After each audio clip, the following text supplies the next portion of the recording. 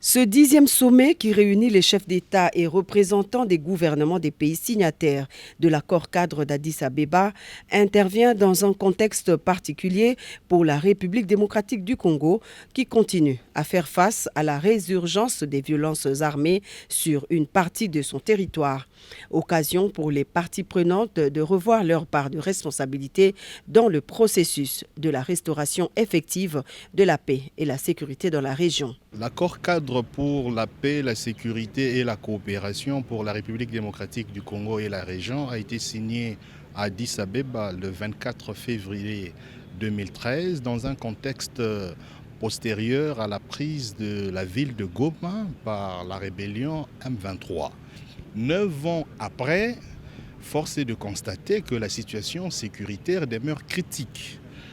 Il y a plusieurs interrogations quant aux avancées, au recul, au piétinement, et ça peut susciter des questionnements sur ce qu'il y aurait de particulier comme résultat du 10e sommet.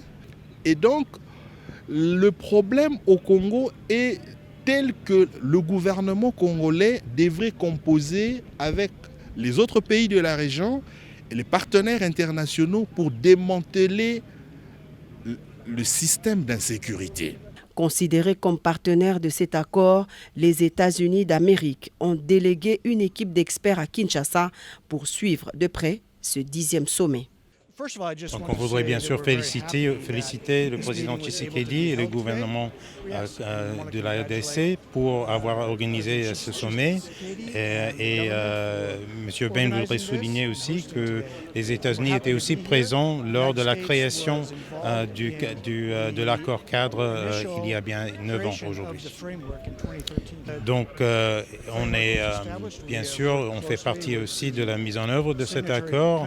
On travaille étroitement avec les pays signataires, avec les garants, notamment les Nations Unies, l'Union africaine, la CIRGL. Les femmes, considérées comme principales victimes des conflits armés, étaient également représentées, avec un cahier des charges bien fourni. Nous avons fait notre réunion le 18 février, le Conseil consultatif Femmes et Paix et Sécurité de la région des Grands Lacs, et nous avons formulé des recommandations aux chefs d'État et des gouvernements pour que nous puissions voir certaines lois être mises en place.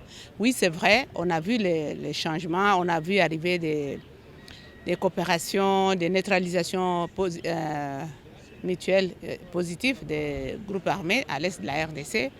On a vu le développement de la politique de coopération. On a vu aussi la mise en œuvre de groupes de contact.